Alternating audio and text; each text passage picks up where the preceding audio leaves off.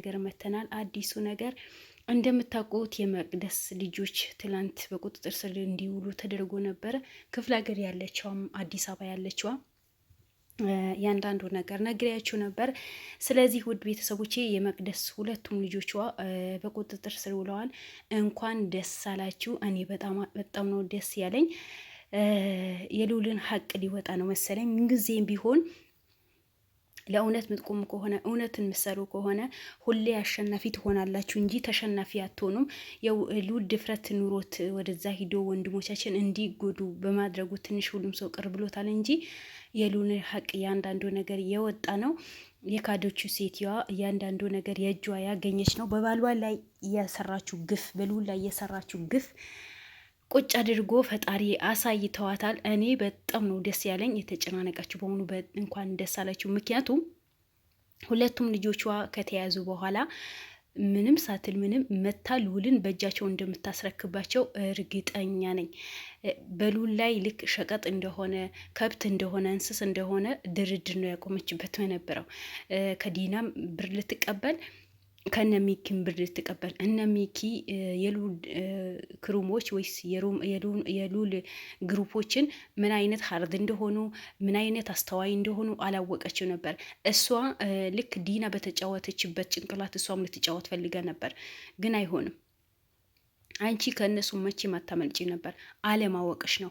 ልዑልን አሳልፈሽ ጫካ ያሉ ህዝቦችን፣ ጫካ ያሉ ሰዎችን፣ በጣም ጫካኝ የሆኑ የሰውን ህይወት የሚያሳዝናቸው ሰዎች አሳልፈሽ ሰተሽ፣ አንቺ ግን በልዑል ላይ ተደራድረሽ ነበር። አየሽ፣ ዋናው ብልህ መሆን ነው። የጭንቅላት ጨዋታ መጫወት ነው። አንቺ ግን ብርና ብር ብቻ ነው አይምሮሽን ልክ እንደ ሉላ ክስ የተደፈነው እንጂ ጥሩ አስተሳሰብ ቢኖርሽ ኖሮ የአይምሮ ድሃ ባትሆኝ ኖሮ የአስተሳሰብ ድሃ ባትሆኝ ኖሮ ልዑል አምኖሽ ሂዶ ነበር። እምኔታሽን ይዘሽው ብር ከፈለግሽ እኮ ብር ክፈሉኝ፣ አይ ብር ሰተኸኝ እሰራለሁ፣ ከዲና ጋር ማገናኘት ዲና ያለችበት ነገር ለማጣራት ብር እፈልጋለሁ፣ ልዑል ብር ከፈለኝ ብትዩ በጣም ደስ የሚል ነገር ነበር። በጣም የሚያደንቅሽ ስራ ነበር። አንቺ ግን ንጹህ እንደሆንሽ ምንም እንደማያውቅ ሰው አድርገሽ ልዑልና ብለሹ ወጥመድ ውስጥ እንዲገባ ነው ያደረግሽው። ለዛውም ሹፌሩ እንዲመታ ነው ያደረግሽው። ግን እነሱ እንዳንቺ አረመኔ ባይሆኑም እንዳንቺ ጨካኝ ባይሆኑም አግኝተውሻል። አየሽ፣ ሰው እንደዚህ አይነት ጨዋታ ነው የሚጫወት። መጀመሪያ ጭንቅላትሽን አሰሪው። ጭንቅላትሽ 24 ሰዓት ብር ብቻ የሚያገኝበት ተንኮል ብቻ አታሰቢ። ጥሩ ነገር ለማሰብ ሞክሪ። በዚህ መንገድ ብሄድ ያዋጣኛል ወይ፣ በዚህ መንገድስ ብሄድ እነዚህ ልጆች ይቀድሙኛል ወይ ያገኙኛል ወይ ብለሽ ማሰብ አለብሽ። ወይዘሮ መቅደስ ተበልተሻል እኮ ተበልተሻል። ውድ ቤተሰቦች እኔ በጣም ደስ ብሎኛል። አዲስ አበባ ያለችዋ ልጇ ተይዛለች። ምንም ባልሰራችው ምንም ባላደረገችው ምስኪን። ወንድሟም ተይዘዋል። አዲስ አበባ ላይ ምን የመሰለ ንግድ ነው የከፈተችው። ወንድሟ እንደፈለገች እዛ ጋ ሰው ያሰቃየች፣ እዚህ ጋር ወንድሟ እንዲደሰት ትፈልጋለች። እንዶ ምን አይነት አስተሳሰብ ነው ያላችሁ? አይምሮአችሁ እንዴት ነው የምታሰሩት? ማለት ምን አይነት አይምሮ ቢኖራችሁ ነው እንደዚህ አይነት የምታስቡት? ሌላ ሰው የጎዳችሁ ሌላ ሰው ማስደሰት ማለት ምን ማለት ነው? ያ የምትጎዱ ሰው አይደለም ወይ? ልዑል ሰው አይደለም ወይ? የልዑል ሾፌር ሰው አይደለም ወይ? አንቺ እዛ ጋር ወንድምሽና የወንድምሽ ጓደኞችን ሰብስበሽ እንዲደሰቱ ጥሩ ስራ እንዲሰሩ ነው የምታረጊው። እሺ እነ ልዑል ለምንድን ነው የሚጎዱት? እነሱ አካል ማለት ከሰው አልተፈጠሩ ነው? ስታያቸው እንስሳ መስሎ ነው የሚታዩሽ? አሁን ምን ሊውጥሽ ነው? ሁለቱም ልጆችሽ በቁጥጥር ስር ውለዋል። ምን ሊውጥሽ ነው? በዛ ላይ ደግሞ ባልሽን ሚስጥርሽን በሙሉ ዘርግፎታል። ምን ልታርጊ ነው? አየሽ፣ ባላሰብሽው ቦታ እኮ ነው ወጥመድ ውስጥ የምትገቢው። አንዳንዴ ሰዎች ስንባል ክፋት ስንሰራ ጊዜ ይሄ ክፋታችን የት ያደርሰናል? ምን ያመጣብናል? መጥፎ ነገር እያደርሰናል ወይ ብላችሁ ሳታስቡ ዝም ብላችሁ በግምት የምትጓዙ ሰዎች በሙሉ መጨረሻ ላይ እንደዚህ ነው የምትዋረዱት። የውርደት መጨረሻችሁ እንደዚህ ነው የሚሆነው። እሷ ግን ከዲና ጋር ተደራድሬ ብር አገኛለሁ፣ ብዙ ብር ይከፈለኛል፣ ብር አላት፣ ሀብታም እኮ ናት። የባሏ ንብረት በሙሉ ቀምታ ነው የምትኖረው። ግን ሚኪ ከዛ ሰራላት፣ ሳሚ ደግሞ ከዚህ ይሰራላት። ወንድሟ በቁጥጥር ስር ውለዋል። አዲስ አበባ ያለችው ልጅቷ በቁጥጥር ስር ውላለች። ውለዋል እንጂ ልክ እናታቸው ቤት የሚኖሩ አድርጋችሁ አሰቡት። ምክንያቱም የልዑል ክርሞች የሆነ የነበልባል ክርሞችን አጸያፊ አይነት ስራ አይሰሩም። ሰው በመሆኑ ብቻ አክብረው ወደው ተንከባክቦ ነው የሚይዙት። እኔ ምንም ማቀው ወንድሟ እኔ ምንም ማቀው ነገር የለም። እህቴ ናት ብር አምጥታ ሰጠችኝ። አለሙኒያን ቤት ከፈትኩኝ። በቃ አለቀ። እህት ምንድነው የምሰራው? ባለ ሀብት ናት፣ ሀብታም ናት። ሀብታም ስለሆነች ብር ሰጠችኝ። እንዴት አጠይቅ? ለምን ነው የምጠይቀው? እንዴ ስጦታ ሰጠችኝ። ስጦታ ሰጠኝ ጊዜ እንዴት ነው ኬት አመጣሽ? እንዴት ነው ለምን ጠይቃት? ለምን አጠይቅም? እህትህ አይደለች? ይሄ ብር በሙሉ ኬት መጣ እንዴ? ሴትነትና ሽጣ ብትሰጥህም በቃ አንተ ስጦታ ነው ብለህ ትቀበላለህ? እዛ ግ እኮ ባልዋን እሱ ማይኖርበት ማለት ሁሉም ሰው እኮ ይኖራል፣ ግን እሱ ባለ ሀብት ነው። በእንደዚህ አይነት ባለ ሀብቶች በእንደዚህ አይነት ቤት አይኖሩም። ቤታቸው አሳምረው ጥሩ ሶፋ፣ ጥሩ ነገር፣ ሁሉ ነገር ቤታቸው ፏ አድርጎ ነው የሚኖሩት። እንደዛ ፏ አድርጎ የሚኖር ሰውየው በዛኛው ወደ ሳሳ ጎጆ አስቀምጣ፣ እሷ ግን እዛ ጋር ወንድሟ ታስደስታለች። ሉል ጫካ ብርድ የቀጠቀጠው እሷ ወንድሟ ታስደስታለች። ሉልን የሉል ሹፌር እዛ ጋር የተሰቃዩ፣ እሷ ግን ልጇ ትምህርት ቤት ታስገባለች። እሷ እንደፈለገች ዝናላለች።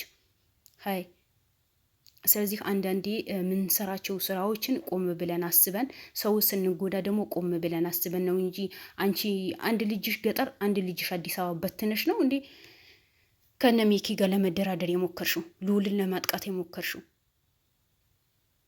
ልዑል እናጠቃለን ብላችሁ በተነሳችሁ ቁጥር የእናንተ ውስጥ ሚስጥራችሁ የሰራችሁት ግፍ በሙሉ በሰው ላይ ያደረጋችሁት ግፍ በሙሉ ይወጣል እኮ። አንዳንዴ ሁሉ ነገር ለበጎ ነው። አያችሁ፣ ልዑል በመያዙ ልዑል በመታገቱ የእሷ ባል ነፃ እንዲወጣ ተደረገ። ጉዷ እንዲወጣ ተደረገ። ህዝብ እንዲያውቃት ተደረገ። ባልዋ ሁሌ የአእምሮ በሽተኛ አድርጋ ነው ያስቀመጠችው የነበረው። ሁሌ ጥፋተኛ እንዲሆን ነው ያድርጋ ያስቀመጠችው የነበረው። ግን ልዑል በመያዙ እሱ ነፃ ወጥቷል። ይሄ ትልቅ ነገር አይደለም? ልዑል ከዚህ በፊት እኮ ብዙ ነገር ይላል። አንድ ነፍስ የምትድን ከሆነ ለምን እኔ ህይወቴ አይጠፋም ትላል። ይህን ነበር ለምን እኔ አልጎዳም ይል ነበር። አያችሁት? ጥፋት ቢኖርበትም ግን እሱን ልጆቹን ማድናለሁ ብሎ በሄደበት ተይዘዋል። አሁን ልጆች አደጋ ላይ ነው ያሉት። ነገር ግን የመቅደስ ባል ካለበት ጭንቀት ካለበት መከራ እንዲወጣ አድርገውታል። በቃ ይሄ ነው ደስ የሚለው። ጉዳት ሲደርስባችሁ በአንድ በኩል ሰውን ታስደስታላችሁ። መጥፎ የሚሰሩ ሰዎች ደግሞ በአንድ ሰው ላይ ክፋት ሰራን፣ ተጠቀመን፣ ብር አገኘን ሲሉ ጊዜ በሌላ ቦታ ደግሞ ከዛ በላይ ጥፍ ድር የሚያወጣባቸው ወንጀል ይመጣባቸዋል። ልክ እንደ መቅደስ ማለት ነው። ስለዚህ በቅርቡ ለማየት ያውቃችሁ ዲናም ትዋረዳለች። ልክ እንደ መቅደስ ማለት ነው። ልክ እንደ መቅደስ በቁጥጥር ስር ትውላለች። መቅደስ ልጆቿ በቁጥጥር ስር እንደዋሉ ዲና በቁጥጥር ስር ትውላለች። ልዑል በቅርብ ይመጣል። አሁንም ቢሆን ግን እኛ ሁላችንም ለልዑል ዱዓ ማድረግ አለብን፣ ጸሎት ማድረግ አለብን። ሁለተኛ ደግሞ ከነሱ ሳይመጣ መረጃ ታውጪ። እኔ ምንም ከነሱ ሳይመጣ ምንም አይነት መረጃ ያወጣሁኝ አይደለም። እንደዛ ብላችሁ ኮሜንት ላይ የጻፋችሁ ልጆች አላችሁ። እኔ ምንም አይነት መረጃ ላወጣም። ሲጀመር እኔ የእነሱ ጠላት አይደለሁም። ጠላት የሆነ ሰው እኮ ነው መረጃ በቅድሚያ አውጥቶ የሚበትነው። እኔ አልበትንም። ምንም አይነት መረጃ በውስጥ ቢደርሰኝም እኔ መረጃ አውጥቼ እነሱ የሚጎዳ ነገር አላደርግም በምንም ተአምር። ለምን እኔ በጣም መወዳቸው በጣም መሳሳላቸው ምንም ነገር ሊሆኑ ማልፈልግ ወንድሞቼ ወገኖቼ ስለሆኑ እኔ በእነሱ ላይ ለጠላትን ማሳልፊ እነሱ የሚጎዳ መረጃ አላወጣም። ውድ ቤተሰቦቼ በዚህ አጋጣሚ ይሄን እንድትረዱኝ እፈልጋለሁ። እኔ የሰውን ጉዳት ምፈልግ ሰው አይደለሁም። ሰው በተቻለኝ አቅም ሰው ለመጥቀም በተቻለኝ አቅም ጥሩ ነገር ለመስራት እሞክራለሁ እንጂ ሰውን የሚጎዳ ነገር ሰውን ለሚያስከፋ ነገር አልናገርም፣ አላደርገውም፣ ተግባሬም አይደለም። አልወድም፣ ሰው ለማስከፋት አልወድም። እኔ ሰው በድሎኝ አስከፍቶኝ ለመሄድ ቢሄድ ደስ ይለኛል እንጂ እኔ ሰው ለማስከፋት አልፈልግም። ለምን? በሰራሁት ልክ ፈጣሪ ስለሚከፍለኝ ማለት ነው። ስለዚህ ያየሁኝ ብዙ ነገር የተማርኩኝ ነው። እነ ልዑልም ጋር መጥቼ ቪዲዮችን አይቼ ባልማርም ክፋት አላስብም። ለሰው ልጅ በምንም ተአምር ሺህ ጊዜ ቢበድሉኝም እኔ ክፋትን አላስብም እና እነ ልዑልን እኔ ክፋት አላስብም። በዚህ አጋጣሚ ተረዱኝ። እኔ እናንተ እንደምትጨነቁም እነ ልዑል እጨነቃለሁ፣ አስባለሁ በተቻለኝ አቅም። ስለዚህ መጥፎ መረጃ ያወጣሁኝ አይደለም ለማለት ያክል ነው። ተረዱኝ እሺ። እና ሁላችሁም እወዳችኋለሁ። አሁንም ልዑልን በቅርብ አግኝተነው ደስተኛ እንደምንሆን አልጠራጠርም። ሁላችንም ደስተኛ እንሆናለን። እነዚህ የለፉ ልጆችን ደግሞ ደስታቸው ውጤታቸው አግኝተው ወደ አዲስ አበባ እንደሚመልሱ እርግጠኛ ነኝ። በሌላ ቪዲዮ እንገናኝ። ሰላም አለይኩም ወራህመቱላሂ ወበረካቱሁ። ባይ ባይ።